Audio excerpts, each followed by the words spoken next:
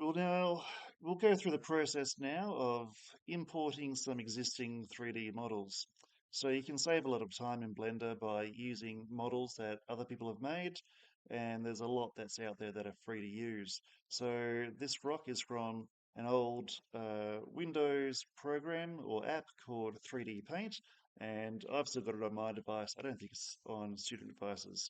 So you can download this object yourself if you go to the Teams page, week 4, and you'll see that there's this rock formation that you can download and also an image for the background.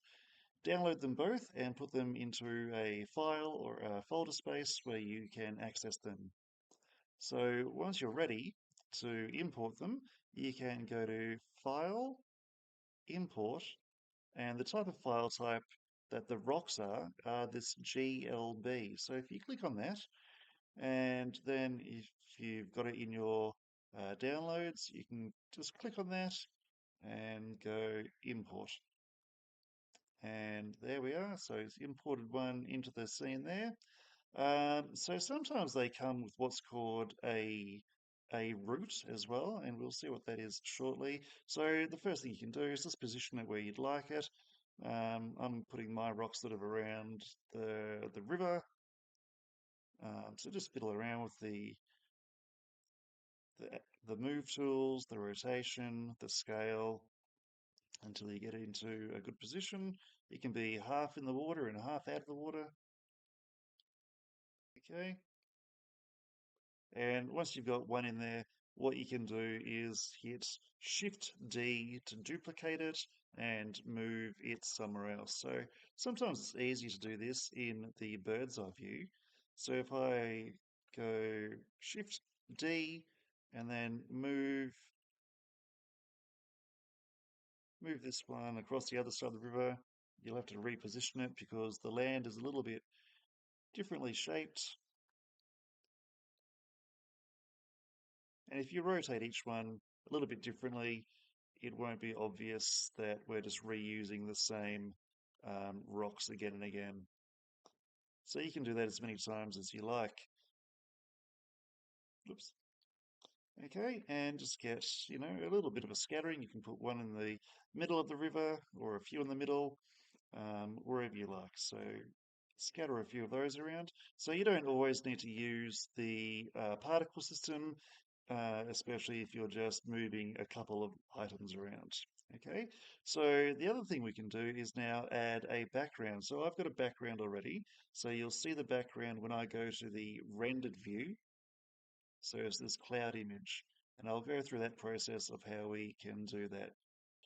It's a little bit different. We don't just import it and drag it into the scene like the rocks. What we have to do is to open up this space called the shader editor. So it's probably on the timeline view. So, and that might just be down a little bit on your page. So just pull it up a little bit like this and switch the menu to shader editor.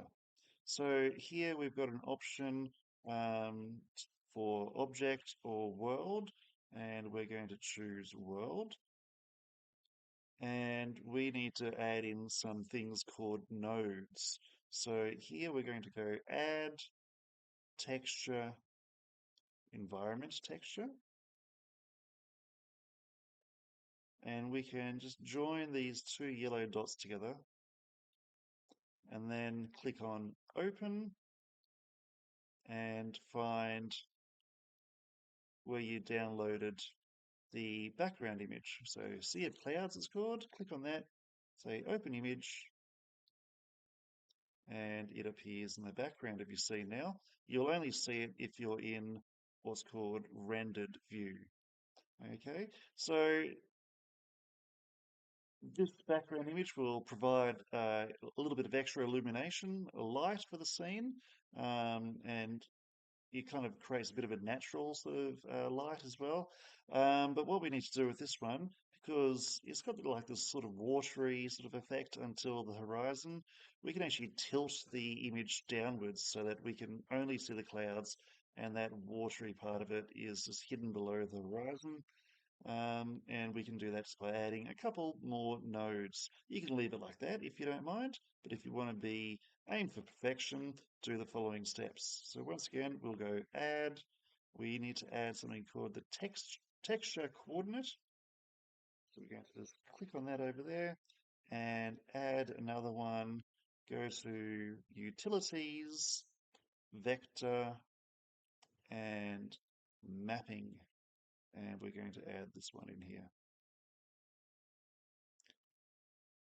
You can use the same navigation sort of movements as you do in the Blender workspace to move around this space.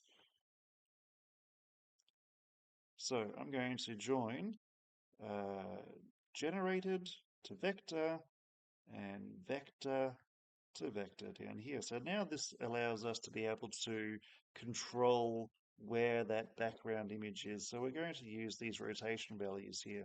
So if I rotate this X value, we can see it's rotating the image like that. Um, we might need to just rotate it on the Y value as well to make it straight. And you can also rotate it on the Z value as well, just to change the background to put it in what you think is the nicest background. Okay, so you choose something that you think is nice. Keep saving it as well, remember, if you haven't saved it for a while. Okay, and that's a really nice little scene that we've made. So there's a few other items that I'm going to be putting into the Teams page, things that I'd like you to try adding to the scene as well, just to keep fleshing it out. I'm going to put an animal or two there that you can download and import the same way that you did the rocks. I'm going to put a boat and I'm going to put a small stone house as well. So you can continue just to experiment with making an entire scene. You can also, if you wanted to, add a little bit of animation to the camera. So if you go to the camera mode, you need to remember to lock the camera. So I've just pressed the N button, and when you click on view, um, you have to choose this option here to lock the camera to view, and that allows you to move the camera around using the same navigation gestures. So you can add some animation to the camera as well if you'd like to by going to the timeline,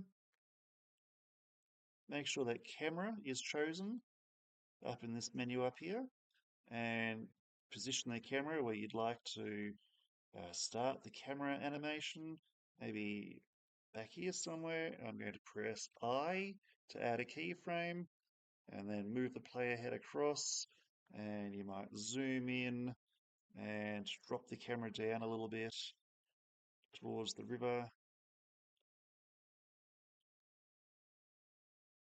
and kind of try to navigate the camera maybe through the river. So press I again, and there we can start to see a little bit of animation as we fly through the scene. So you can add in a few more keyframes as well.